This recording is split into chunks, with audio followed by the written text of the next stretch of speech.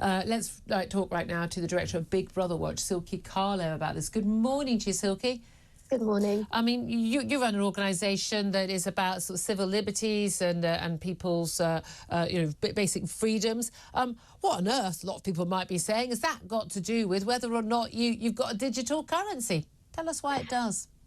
Well, that's because it could be the most serious incursion on the public's privacy probably that we've ever seen. The Bank of England has confirmed that the UK is likely to produce its own digital currency, potentially by as early as 2025.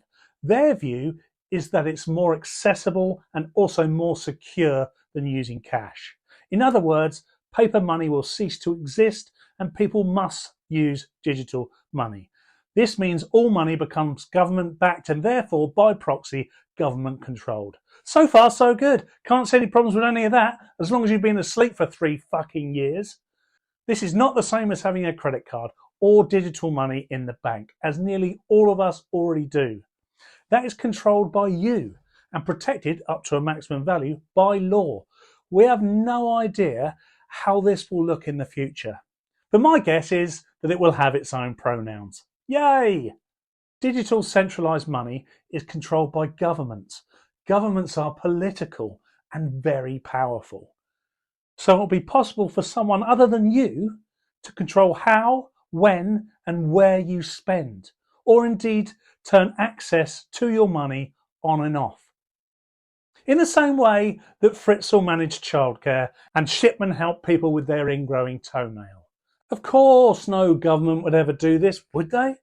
Well, unfortunately, we already have examples of this in places such as Canada, where Trudeau froze accounts of protesters. The Canadian government stopped payments and penalised those who supported things they politically and ideologically disagreed with.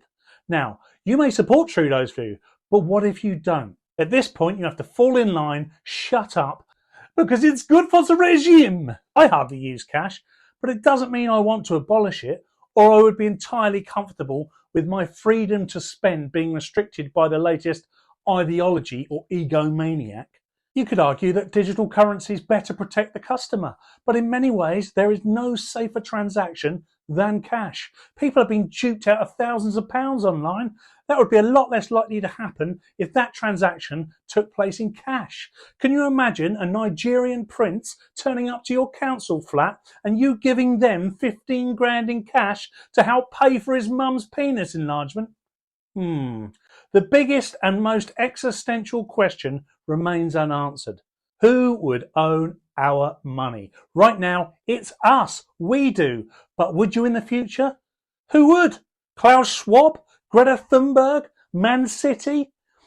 If you're keen on big government and happy to provide power of attorney to our political leaders, this is unlikely to concern you. But I do urge you to read the Marxist Manifesto. You'll love it. However, what if that power changes hands and your life is controlled by someone you do not support? There would be no going back.